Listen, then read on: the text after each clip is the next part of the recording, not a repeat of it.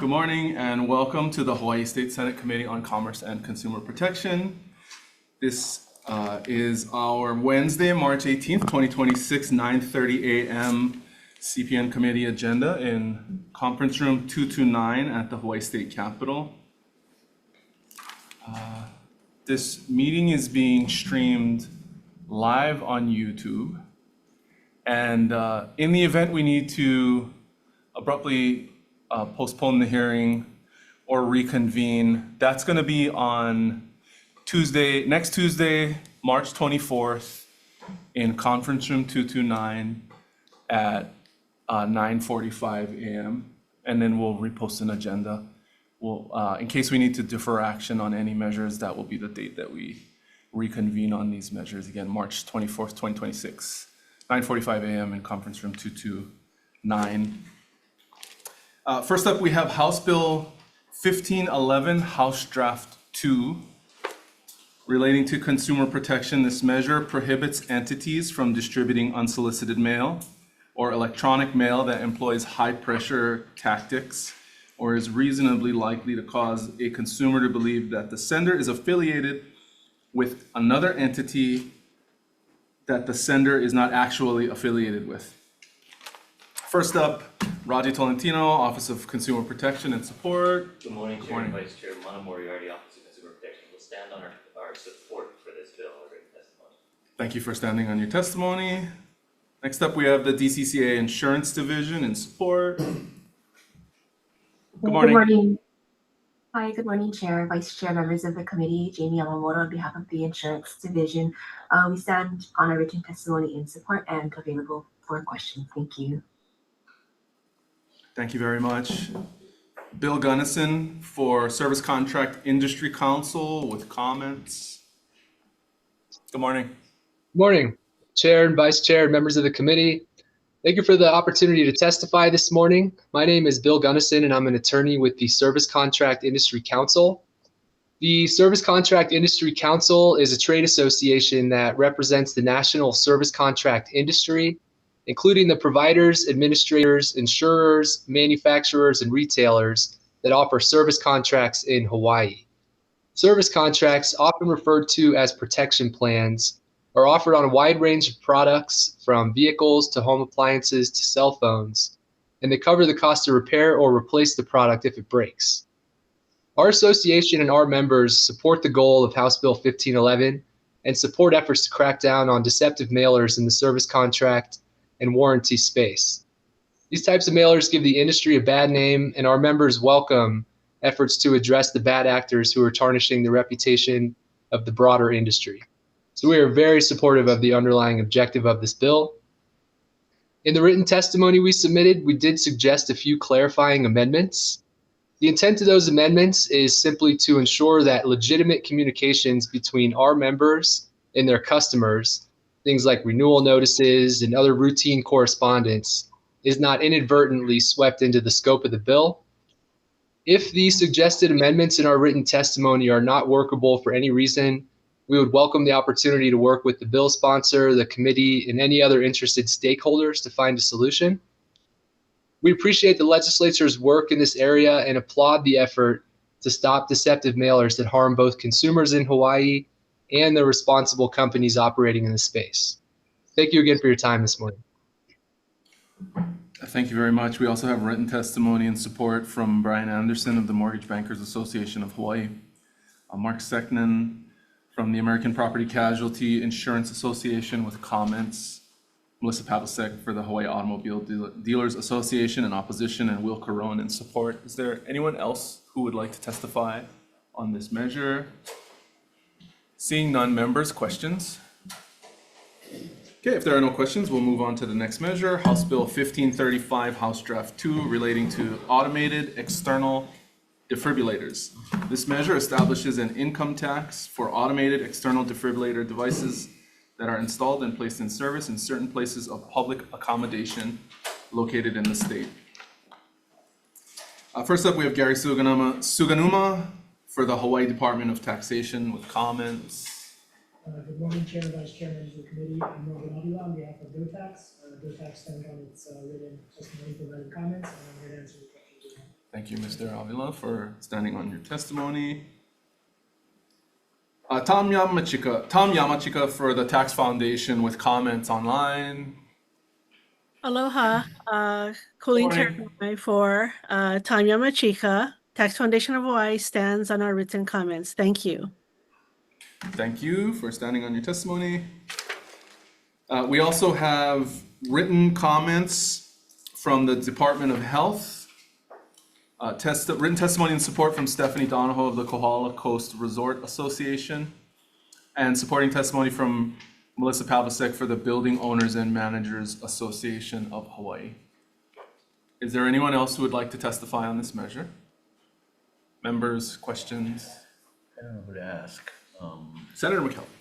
Thank you, Chair. This might be Department of Health. I don't know. Do you have- I don't know. I mean, I guess, is it necessary that this bill move forward, that there be a tax credit attached to it? I'm not the person to, Yeah, I know. to I was answer just- I was that fishing, question. so yeah, So Garrett Hall with the Department of Health. Yeah. Unfortunately, we wouldn't be able to answer Okay. that question. I was just curious. Yes. Okay, thank you, Chair. Okay, if there are no other questions, we'll move to the next measure on the agenda, which is House Bill 1642, House Draft 1, relating to consumer protection. This measure prohibits the ownership, operation, or management of a digital financial asset transaction kiosk that accepts U.S. currency from a customer in exchange for a digital financial asset.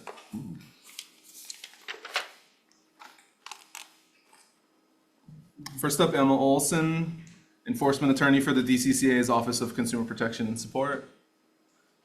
Or the Director, who's here. Good morning, Chair and Vice Chair. We support this measure. We're happy to stand on our testimony and available to answer questions. Thank you very much. James Page for the Attorney General in support. Good morning, Chair, Vice Chair. Good morning. Committee members. The Attorney General supports this bill. Are you James Page? Can you Yes. say? Okay. The Attorney General supports this bill. These type of kiosks are being increasingly used by criminals to defraud vulnerable consumers, especially seniors. And once they're tricked into putting their money into the kiosk, there's very little chance of them getting it back. This bill would ban a particular type of kiosk, and that would protect those consumers. Stand for any questions. Thank you very much. Next up, we have AARP Hawaii in support. Good morning. Good morning. I'm Audrey Suga Nakagawa from AARP, and we stand in strong support of this measure. You know, fraud prevention is one of AARP's highest priorities, and cryptocurrency scams, especially those that involves the kiosks, are growing at an alarming rate. These machines are located everywhere. They're in supermarkets, gas stations, convenience stores, and really makes it an easy tool for criminals to use. In 2025, there was more than $333 million that were reported lost through these crypto kiosk scams, and that was a definite increase from the 2024 data of $250 million. So you can see a significant increase. For Hawaii specific, while we don't have the data for 2025, we do know that in 2024, Hawaii residents lost about $1 million, averaging about $13,000 per person. So we can only imagine how much that might have increased over 2025 and going to 2026. We are very concerned because the kupuna are disproportionately targeted for these particular scams. So we support this bill going forward. It does provide a meaningful action, cutting off the tools and mechanism for these scammers to take advantage. I do also want to point out that ARP has supported 2387, which this committee has passed, and it has crossed over to the House. This particular bill provides a broader framework of safeguards. And so we just urge that this committee pass this bill forward, and hopefully the two bills can be reconciled in conference. We just want to make sure that there is a strong consumer protection bill that will protect Hawaii's consumers. So thank you so much for the opportunity to testify and support, and I really appreciate your leadership and commitment to protecting Hawaii's consumers. Thank you very much. Next, we have Luis Myers for Hilt Ventures in opposition. Yes, hi. Good morning, Good morning. Chair, Vice Chair, members of the committee. I'm Louise Faze Myers. My husband and I own Hilt Ventures. We're a crypto kiosk operator here in the state of Hawaii. We have 24 kiosks across 4 islands. Do I need to speak louder, sorry? If you're gonna go beyond standing on your Oh, sorry, testimony, you want me to then we'd stand? ask you to Okay, come up of so course, that of the course. feed can Yeah, pick of up your course. voice. Sorry about that, okay. Yeah. I'm not schooled in this, so, Yeah, no worries. Yeah. If you can start by Oh, sorry. introducing yourself and Okay. then go ahead. Louise Pace Myers, my husband and I own Hilt Ventures, a crypto kiosk operator here in Hawaii with 24 locations across 4 islands. We've been here since 2021. We operated for about 3.5 years before you could buy crypto in any other fashion than through a kiosk in Hawaii. There were no exchanges here. So we have a pretty loyal customer base of a few thousand customers. And most of them are legitimate transactions. In our testimony, we have requested that the committee consider replacing the complete ban language. A ban's not the answer. A ban is going to drive legitimate operators out of business and leave all kinds of loopholes and dark places for the bad operators to continue to prey upon the Kapuna and other residents of the state. We encourage you to replace the language in the bill to mirror 2387. We had some suggested changes to 2387 with regard to first-time customers. That's where all of, like 99.9% of all scams happen with the first-time customer. It's not someone that's been, using our kiosk for 4 years. And as an alternative position, we've suggested an exemption for good operators in the state, which means operators that haven't filed bankruptcy, haven't been fined in other states, and haven't lost their license in other states or had cease and desist orders. Those types of things are really easy to see online. We all report through NMLS, which is a national portal. You can see all the regulatory actions against other operators in the state. We proudly have 0. We've never been fined, we've never filed bankruptcy, and we've never had any kind of regulatory action, either at the federal or state level. And we just 2 days ago stopped a scam in Hawaii as it was happening because we're closely monitoring everything, and the person got all their money back, and that can be confirmed through the Hawaii Police Department. Thank you. Appreciate Thank you the very time. much. Next, we have Larry Lipka, General Counsel for CoinFlip in opposition. Good morning. Good morning. Thank you for your time. My name is Larry Lipka. I'm the General Counsel for CoinFlip. We are the largest crypto kiosk operator in the world. We've got 17 kiosks in Hawaii, and we've got 5,000 across the world, including in places like Canada, New Zealand, Australia, Italy, and Spain.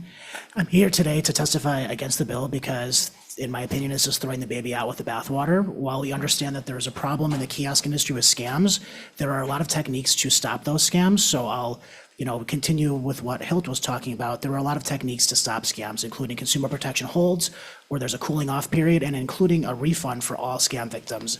And the other bill that's a regulatory bill rather than a ban does include, it's supported by the AARP, it does include a full refund for scam victims. So with a full refund for a scam victim, that means that there is no harm to any consumers in this state. And that would mean that if somebody is not doing the right thing and not protecting consumers from scams, they will very quickly go out of business. And there have been over 20 states that have regulated us in the last couple of years. We've been active in the state for a couple of years trying to push a consumer protection bill. And one of the biggest problems in Hawaii right now is that there's no regulation for these kiosks other than federally. There is no money transmitter licensing required. We applied for a money transmitter license, went through a very long process trying to get it, and we were told that the state does not license us. And that's different from the 40 states that have licensed us.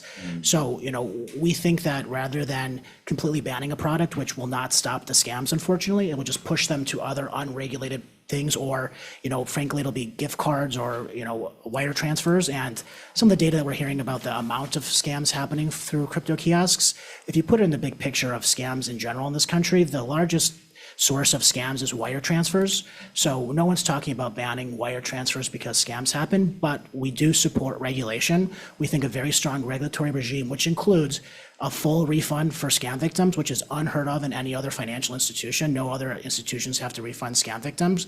We think that would take care of that scam problem. So I thank you for your time. I'd love to answer questions. I've been doing this for a long time. Thank you very much. Okay, we also have written testimony from the Hawaii Family Caregiver Coalition in support, Will Caron in support, Jerry Orton, Nadine Newlight, Blythe Kozuki, Thomas Mitchner, all in support, Ken Y and Rory O in opposition, Carol Wakayama in support, and late testimony from Linda Dorset in support. Is there anyone else who would like to testify on this measure? Okay, members, questions? Question? Senator McKelvey. AG's office? Just super fast. As you know, the federal government's been taking some very strong steps to try to stop states from regulating cryptocurrency and other types of technology. Do you foresee any action through executive order or other action at the federal level that could stymie this bill if it would move forward and be implemented? It's possible if some of what they're talking about gets passed, there's possibly preemption arguments that could be made. Okay, thank you, Chair. Okay, appreciate the heads up on that. Any other questions? Can we get OCP? Yeah, while you're walking up, you submitted a FinCEN notice in your testimony. And can you just walk us through the anti-money laundering and countering the financing of terrorism rules? And then comment on the Mr. Lipka's testimony around licensing.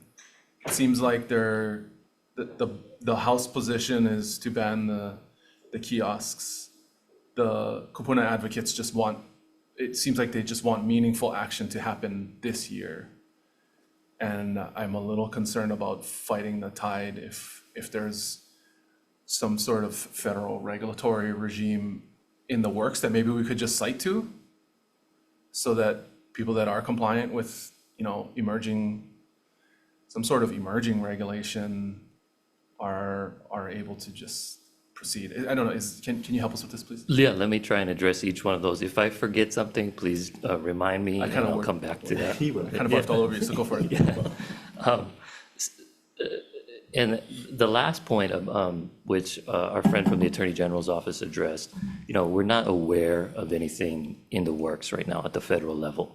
We're not aware of something that is parallel to, for example, their executive order on executive order on regulating artificial intelligence, which clearly sets out a federal plan to preempt state action here with several carve-outs that I think most of the committee members are aware of. It's possible. I've been hearing about it, so I brought it up. Now, I'm going to say I'm not the best person to tell you about the AML compliance requirements. Mr. Lipka is probably much more familiar with those particular requirements. What I can tell you, and I'm happy you brought up the United States Department of Treasury Financial Crimes Enforcement Network's report that we attached to our testimony.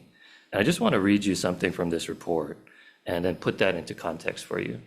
That's that CVC kiosks operated by non-compliant operators, and in this case, CVC refers to the cryptocurrency kiosks, are especially vulnerable to abuse by scammers and other criminals. According to law enforcement, scammers have directed victims to specific CVC kiosks, in some cases across state lines, likely to avoid CVC kiosk operators with strong AML CFT controls.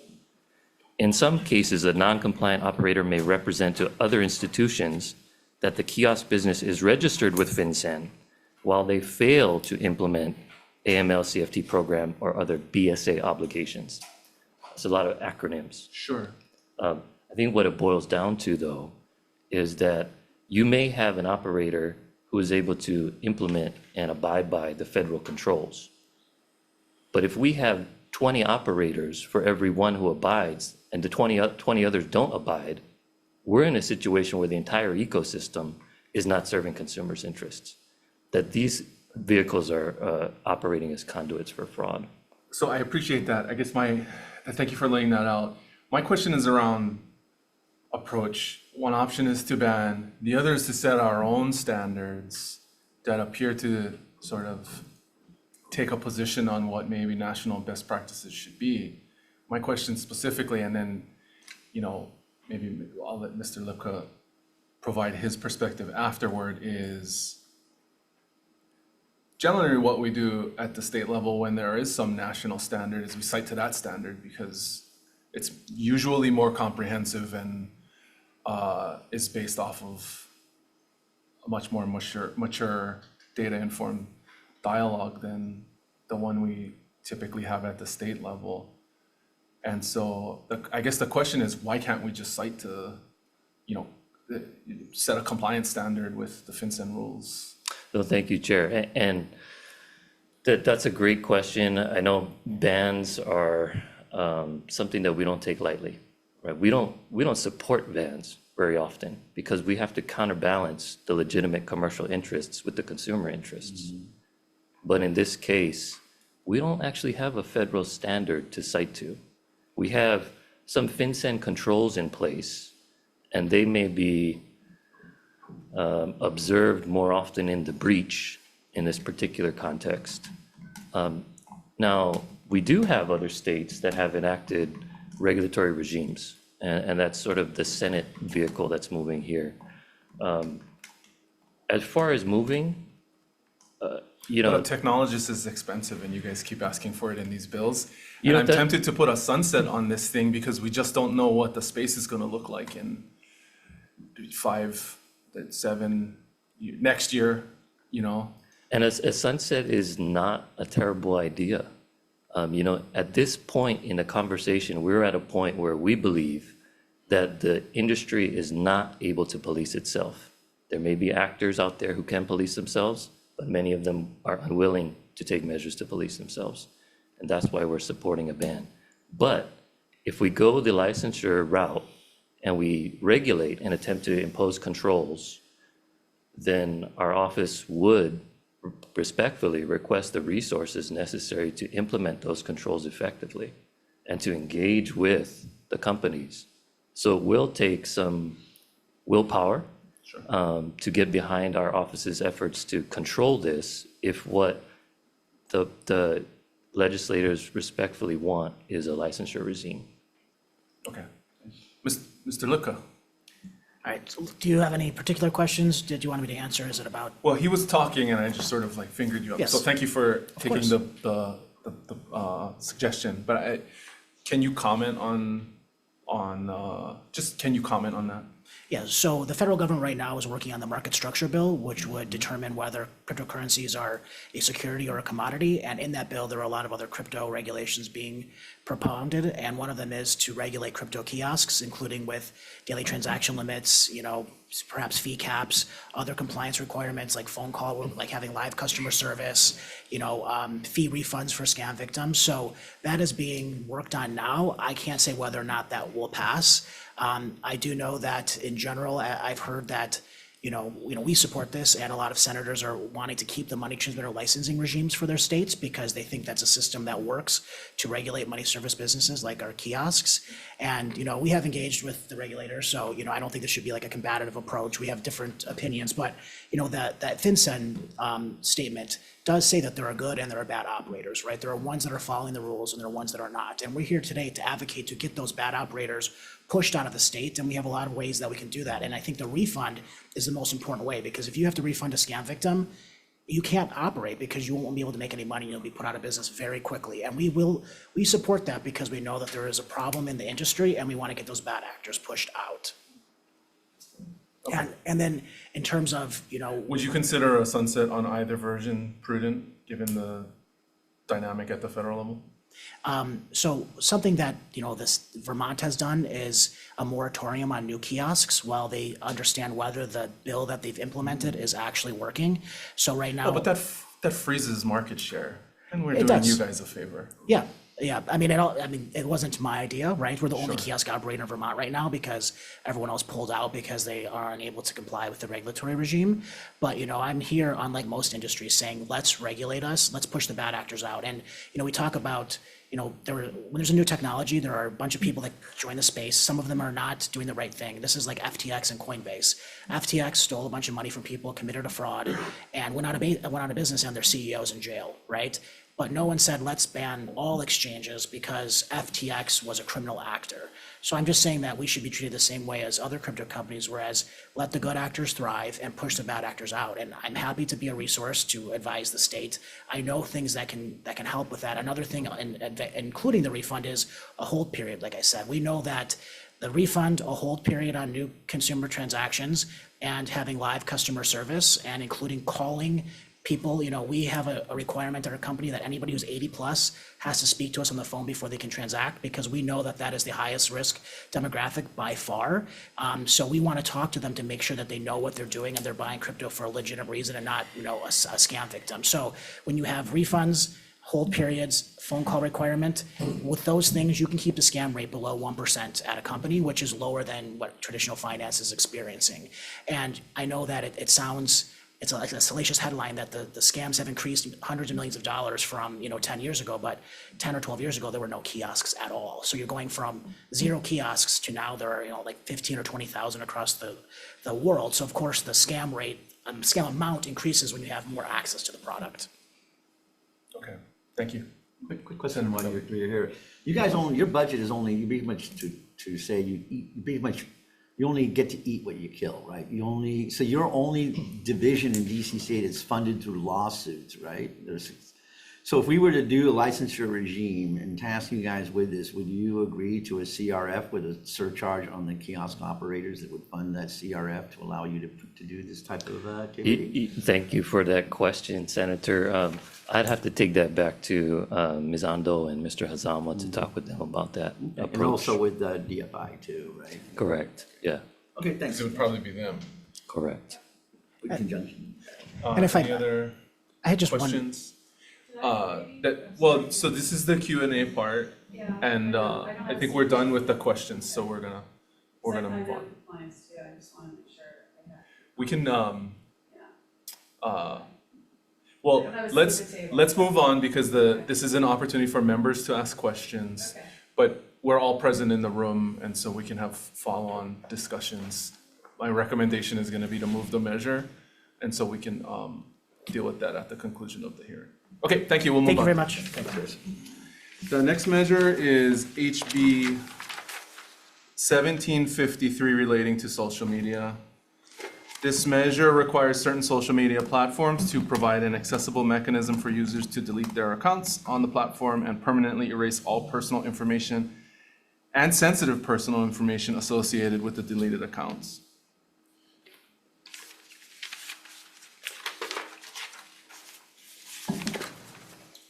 First up, OCP with comments. Thank you. We'll stand on our written testimony with comments. Thank you very much. TechNet with comments, and Will Caron in support. Is there anyone else who would like to testify? Members, questions? Okay, we'll move on. Next measure is HB 1810, House Draft 2, relating to charitable solicitation. This measure establishes prompt payment and financial reporting requirements for professional solicitors that sell donated or collected non-perishable tangible property on behalf of charitable organizations. First up, Goodwill Hawaii in support.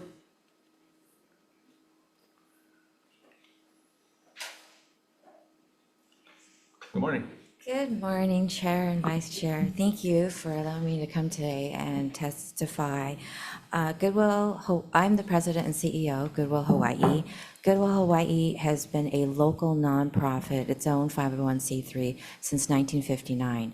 And we help over 8,000 people a year in workforce development, job training, job counseling, and job placement, as well as we work with those vulnerable populations like the disabled and at-risk youth. We are here today to offer our strong support for HB 1810, HD2, and we have been in this charitable space for many, many years. Obviously, the community knows us for our thrift stores, and we rely on the community's good grace to donate to us. And this bill is all about transparency and trust to our donors. Anyone who's donating to Goodwill Hawaii or to anywhere else should be able to trust that their donations are going to, in fact, benefit the charity that they claim to benefit. So this bill is all about transparency and regaining the donor's trust. I've spoken about this before, but I would just highlight, because I have limited time, that Goodwill Hawaii is one of over 10,000 registered charities each and every year that pays into a fund to enforce charitable tax laws. And so the Attorney General does have, they are the recipient of this fund, so they do have the means in which to enforce this bill and all the other charitable tax laws. The fund currently stands at $5 million at the end of 2024. And so we hope that this bill will pass with those amendments. Thank you very much. Thank you. Dave Erdman, Retail Merchants of Hawaii, in support, I think with written testimony. We also have written testimony from Hugh Jones of Ashford and Riston in support, Jody Robinson of the Hawaii Alliance of Nonprofit Organizations in support, Noriko Namiki of YWCA Oahu in support, and late testimony from Michelle Bartel of Aloha United Way and Maile Kawamura from the National Kidney Foundation of Hawaii, both in support. Is there anyone else who would like to testify? Members' questions? Okay, if not, we'll move on. The next measure is House Bill 2282, House Draft 1, relating to insurance. This measure requires insurers to provide explanation of premium increases upon request, clarifies grounds for denial, suspension, and revocation of an adjuster and bill reviewer license, clarifies procedures for denying, suspending, and revoking an insurance producer license, and amends the notice requirements for cancellation or non-renewal of a property insurance policy. First up, Insurance Division in support. Morning, Chair, Vice Chair, members of the committee. Matt Sujimura on behalf of the Insurance Division. The division stands in strong support of HB 2282 HD1. We feel that it makes targeted, consumer-focused improvements to improve transparency as well as to update and align enforcement and licensure requirements, as well as making some technical amendments to just update the code. But happy to answer any questions. Thank you. Thank you. OCP in support. We'll stand on our testimony. Thank you very much. Is there anyone else who'd like to testify?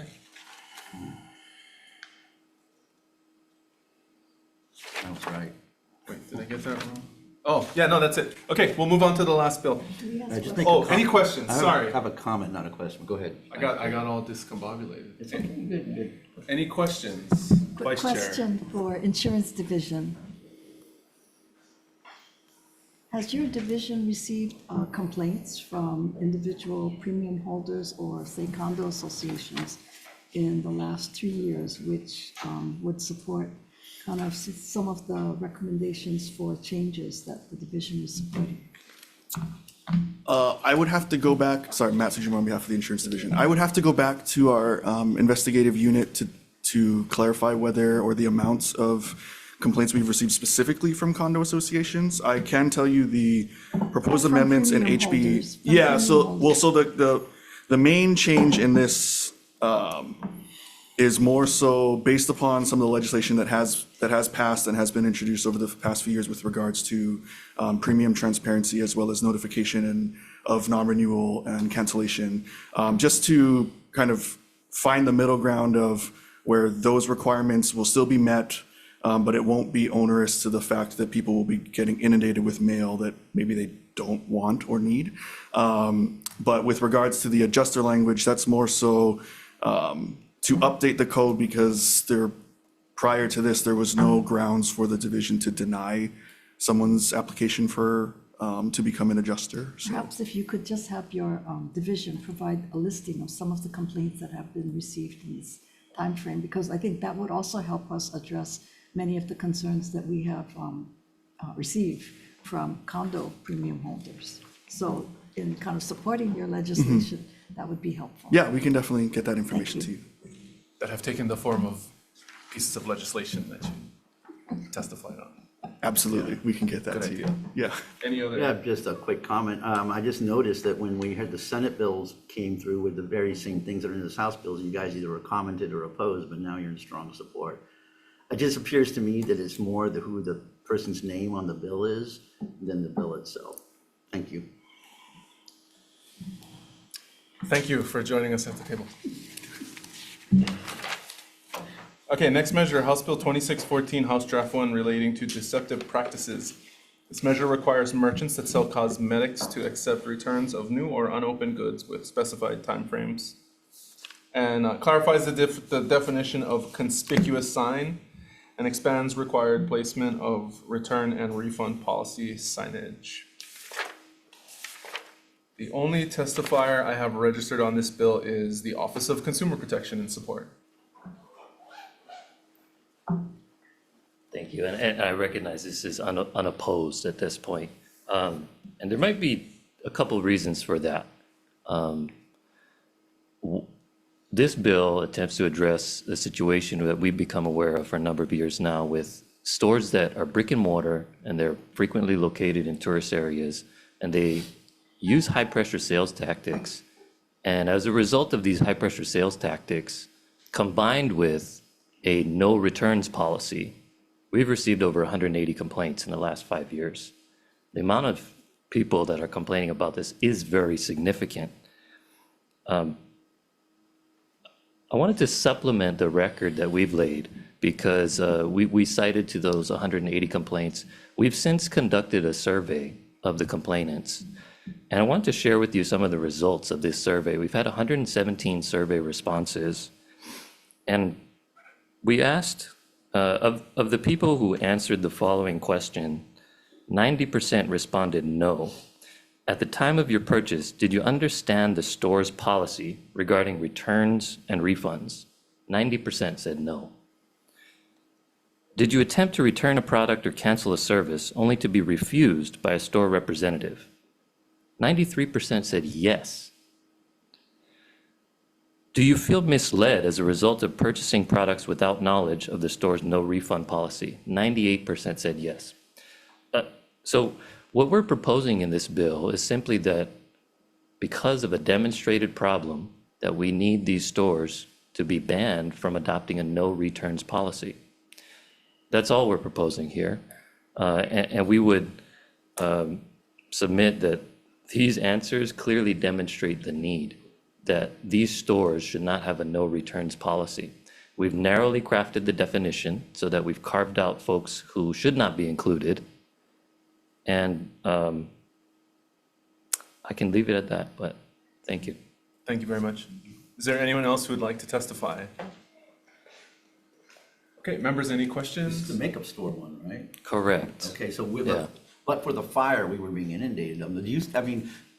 The one thing of the fire, I guess, the one tiny little thing is they're gone out of line. But are you seeing them popping? Like, what areas are you seeing them really pop on? Like, they're popping up at like malls, like say malls like Ala Moana or Windward. I mean, is there any areas where they're really starting to grow and become a bigger problem? These stores are by and large well established. They have leases, on the ground leases with International Marketplace, with Ala Moana. They have ground leases in Haleiwa, ground leases in Lihue. So they are well established in the state, and but for the fires in Lahaina, they would continue to have a presence in Lahaina. Yeah. The thing that is kind of unique about this is that we're aware that there are other competitors in the same space, well-established national chains that have the policy that we're going to accept returns of unopened cosmetics, new goods. And it's just a certain subset of stores that says, we're not going to accept returns. You can imagine that's what that does to the salesperson, right? That empowers the salesperson to engage in these pressure tactics, knowing there's nothing on the back end that the store is going to be accountable for, because they don't actually have to take the product back. That's what we're trying to address with this bill. I think it would really go a long way to helping. Senator Lamasal. Sorry, okay. Please go ahead. Have you seen any of these stores before, like firsthand? I have. Okay. And then Pro Ridge. Pro Ridge. Okay. So I was just gonna say, yeah, because there were a few of them. I don't know if Pearl Ridge still exists, that particular store. But does this also address them marketing outside of the confines of their own brick and mortar, I guess, too? Because that's kind of like what they do. This bill does not take that approach. This bill simply, the most important part of this bill is to require them to accept returns within that time window. Okay.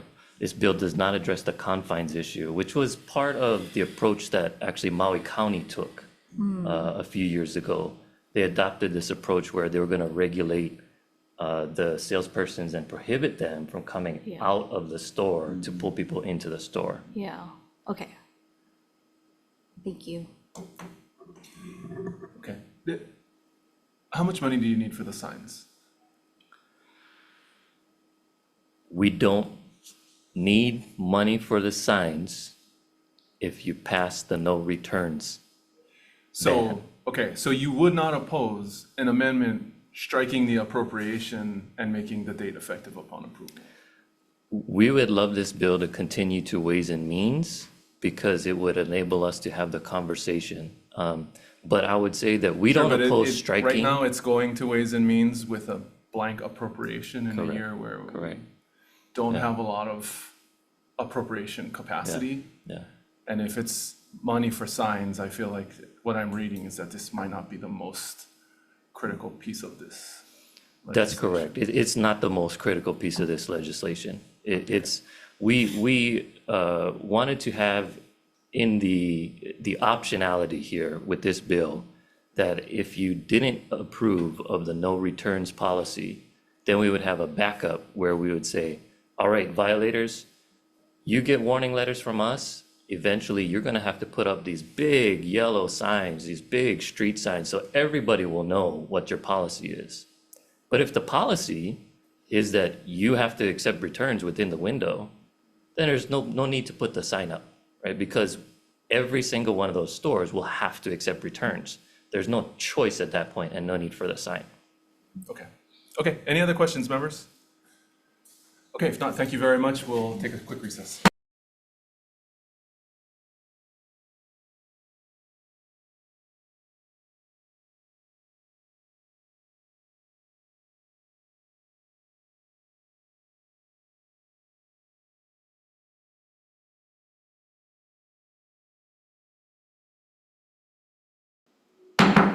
Okay, reconvening on this 9:30 a.m. agenda on Wednesday, March 18th, 2026, to make decisions on the bills we just heard in committee. The first is House Bill 1511, House Draft 2. The recommendation is to pass this measure with amendments. We will add a definition for the term affiliated, add a definition for the term unsolicited, and add language based on the SCIC testimony to clarify that the bill does not prohibit legitimate communications with existing customers. Members, any comments or questions? Seeing none, passing with amendments, chair votes aye. Thank you. Vice Chair also votes aye. Senator Lamassoure. Senator McKelvey. Yes. Senator Awan. Recommendation is adopted. Thank you. Next measure is House Bill 1535, House Draft 2, relating to automated external defibrillators. The recommendation on this measure is to pass with amendments adopting the Department of Health's recommended amendments around the registry and then the DOTAX date implementing amendments. Any discussion? Chair. Yes, Senator. I'm going to support the bill moving forward. It's important. However, given your earlier comments, which were totally on point about our needs and priorities with everything going on in the world, I just have a concern with the tax credit, but support the bill moving on. Thank you. If there are no other comments or questions, then Vice Chair passing with amendments, chair votes aye. Thank you. Of the members present, any voting with reservations or objections? Hearing none, your recommendation is adopted. Thank you very much. Next measure is House Bill 1642, House Draft 1, relating to consumer protection. I appreciate the willingness of all the testifiers to come in and have a discussion about this. The recommendation is to defer action on this measure until Tuesday, March 24th at 9:45 a.m. in this conference room 229 while we try and work out some amendments to pass this bill. The next measure is House Bill 1753, House Draft 2, relating to social media. The recommendation on this measure is to also defer action on it until Tuesday, March 24th, 2026 at 9:45 a.m. in conference room 229 while we contemplate any potential amendments. Next up is House Bill 1810, House Draft 2, relating to charitable solicitation. The recommendation is to pass this measure with a defective effective date of July 1, 2050. Members, any discussion? Okay, seeing none, passing with amendments, chair votes aye. Thank you. Of the members present, any voting with reservations, objections? Hearing none, your recommendation is adopted. Thank you very much. The next measure is House Bill 2282, House Draft 1, relating to insurance. The recommendation is to pass this measure with a defective effective date of July 1, 2050. Members, any comments or questions? Okay, if not, passing with amendments, chair votes aye. Thank you. Of the members present, any voting with reservations, objections? Hearing none, your recommendation is adopted. Thank you. And the last measure on this agenda is House Bill 2614, House Draft 1, relating to deceptive practices.